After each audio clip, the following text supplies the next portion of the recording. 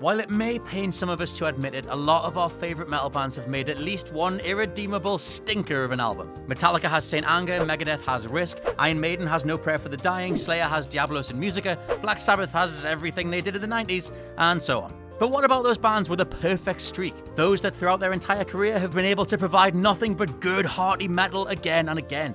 First up, some ground rules. For a band to make this list, they must have made at least 4 or more studio albums of wholly original content. Live records, EPs, compilations, and cover albums don't count, so apologies in advance to Rage Against the Machine fans. Also, while the number of albums a band has made will affect their standings here, 4 perfect genre-defining albums are better than 20 decent ones, right? With all that in mind, I'm Scott from WhatCulture.com, and these are 10 metal bands that have never made a bad album. Number 10, Cavalera Conspiracy.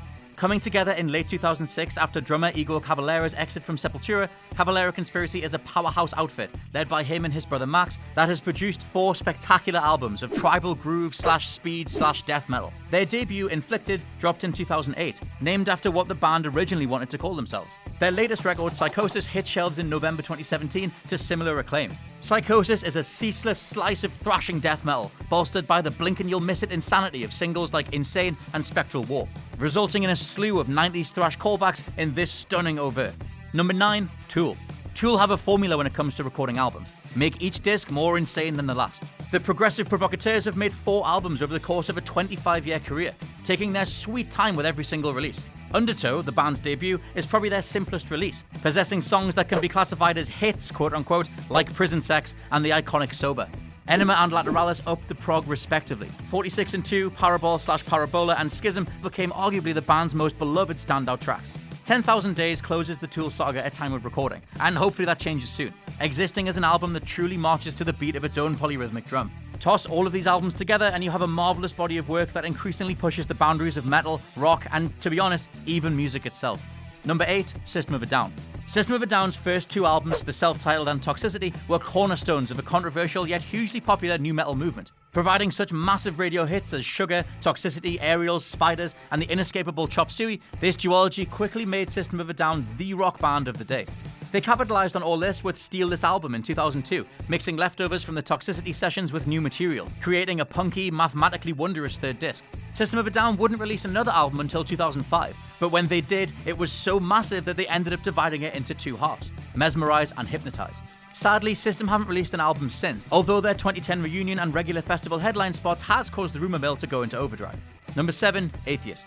Much like Tool, exploring the 4-album discography of Florida metal giants Atheist is an exercise in diving deeper and deeper down the progressive rabbit hole. This becomes apparent when comparing the band's first 2 releases, Piece of Time and Unquestionable Presence. Predating modern experimental extremists like Neo Bliviscaris by almost 20 years, Unquestionable Presence was light years ahead of its time. Following that, Elements in 1993 picked up almost exactly where Atheist had left off, upping the ante with slightly longer tracks in what was for almost 2 decades the group's swan song. A full 17 years later, we got Jupiter in 2010, following Atheist's reunion in 2006. Despite not being quite as well received as its predecessors, the album nonetheless proved that Atheist was still as techy, complex, and succinct as ever, perfectly setting up a 5th album if it was to ever come. Oh please, make it come.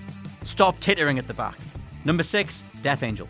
Considering how consistently brilliant their repertoire is, the Californian thrash stalwarts Death Angel really don't get the love that they deserve. For over 3 decades, this quintet has been responsible for nothing but state-of-the-art speed, beginning with the classic Bay Area duo, the Ultraviolence, and Frolic Through the Park. But it wasn't until 1990's Act 3 that the band really began to make their own individual waves. Boasting acoustic tracks like A Room with a View alongside speeding belters, seemingly endless time, and disturbing the peace, Act 3 was a great indication of thrash's impending shift to more diverse waters. This was cemented by the arrival of such albums like Metallica's Self-Titled and Megadeth's Countdown to Extinction in the following years. Death Angel actually split after the success of Act 3, but returned a decade later, and since then, they've pumped out 5 albums of pure, undiluted heaviness. With tracks like the slow-tempo Lost, Death Angel's latest output is one of the best metal discs of 2016. Based on this latest album alone, these thrash veterans still have a ton left in the tank. Number 5, Slipknot. Now look, you can't talk about metal bands with perfect, squeaky clean slates of albums without bringing up Slipknot. I mean, do we even really need to talk about their self-titled debut? Chances are everybody watching this has probably listened to it several times already, and if not, what the hell are you doing with your life? There was nothing like Slipknot when it first hit shelves in 1999, and there arguably still isn't today. After the self-titled, Iowa became the perfect follow-up, upping the melancholia and sheer guttural horror from its predecessor, whilst also making room for such new features as upped melodies and a monumental title track. Volume 3, The Subliminal Verses, then became even more experimental, adding in guitar solos, acoustics, and clean vocals to make for the band's most diverse disc to date. All Hope Is Gone, while hated by some members of Slipknot itself, was a hit-dispensing machine, becoming the rock album of 2008 thanks to the radio success of Psychosocial, Dead Memories, and Sulfur. Finally, 5, The Great Chapter, showed Slipknot's ability to adapt and overcome, turning the tragedy of bassist Paul Gray's death and the turmoil of Joey Jordison's exit into a seminal piece of thrashing madness. Number 4, Gojira.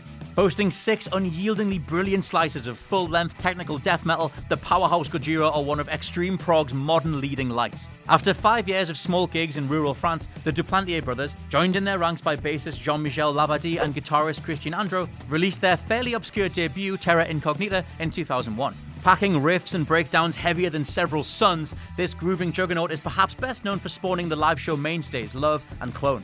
By 2008, the band had become underground titans, with the sci-fi thrash of From Mars to Sirius and the morbid despondency of The Way of All Flesh giving Gojira a burgeoning fanbase in the USA and the UK. Together, these albums are often regarded as the 2 best Gojira records without a doubt, and it's difficult to argue against that sentiment. However, following this, Roadrunner Records swept up the quartet and gave them a massive stage on which to shine. The band took full advantage of this, with the direct wildness of L'Enfant Sauvage and the stripped-down emotion of Magma, the latter of which successfully turning them from all-out extremists to sophisticated minimalists.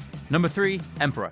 Norway's Emperor made black metal artsy and progressive before other bands in the subgenre even really knew what they were doing. Isan and his merry cohorts have made just 4 albums under the Emperor mantle, but each one is a true, massive epic in its own right. 1994's In the Nightside Eclipse is as perfect a debut album as any extreme metal outfit could ever want. It's loud and brash with an undying speed that is guaranteed to very quickly turn heads, but it's also unique enough to instantly stand out on its own 2 feet. This album even spawned the closest thing that second wave black metal could get to a hit with the manic I Am the Black Wizards. Anthems to the Welkin at Dust was even more progressive, relying even more heavily on symphonics and clean singing. And while the follow-ups, 9, Equilibrium and Prometheus, The Discipline of Fire and Demise, aren't spoken about with the same esteem as Emperor's first 2 albums, both remain awesome experiences for the band's elite fans, upping the technicality and frenetic madness of this indomitable blackened juggernaut. Number 2, Overkill. Sweet Jesus, 18 albums! It is testament to the sheer genius of thrash's most underrated sons that they have made twice as many albums as such veterans like Machine Head, Pantera, or Satyricon. Every single one of them has ranged from good to sensational, mixing San Francisco thrash with the more melodic bombast of New Jersey's massive hair metal scene. Bobby Blitz and co have been awesome from day one, causing an underground shitstorm with their 1985 debut Field of Fire, and it hasn't gone away since. By the late 80s, Overkill were holding their own in the saturated speed metal market, receiving continued acclaim for their marvelous Under the Influence / Years of Decay / Horoscope trilogy. Even during the mid-90s, when thrash had become all but passé due to the monumental popularity of nu metal and grunge, Overkill was still pumping out nothing but quality with WFO and The Killing Kind. Today, Overkill are heavy metal's all reliable, coming off an especially acclaimed quadrilogy in Ironbound, The Electric Age, White Devil Armory, and the brand new Grinding Wheel. Truly, this is a magnificent quintet that can do no wrong. Number 1, Death. When it comes to studio albums, you really can't beat Death. Not only is each of their releases magnificent in its own individual way, but each one also pushed the boundaries of what people thought were possible from extreme metal. The band's debut, Scream Bloody Gore, single-handedly invented the death metal subgenre. The album Leprosy refined Death's raw madness with a continued evolution and exploration, before Spiritual Healing in 1990 showed the balls to even sneak progressive elements into the pot. By the time human and individual thought patterns emerged in 1991 and 93, Death were a full-on experimental juggernaut that packed massive, complex suites into tight songs, driven by the techie guitars of the late great rock genius Chuck Schuldiner. Symbolic would begin to experiment with some longer song structures, resulting in a true prog masterpiece, expanded upon by the swan song The Song of Perseverance, which honestly just went f***ing mad. What concluded Death's career in 1998 before their tragic dissolution was a riff-crammed polyrhythmic powerhouse, cementing their spot as one of heavy music's most vital bands. And while Chuck Schuldiner might not be around today to see his impact on the rock world, you can doubtlessly find Death's influence everywhere in the modern scene. And that's our list. Let us know down in the comments which metal bands have never released a bad album. I've been Scott from occculture.com. Don't forget to like, share, and subscribe, and I'll catch you soon.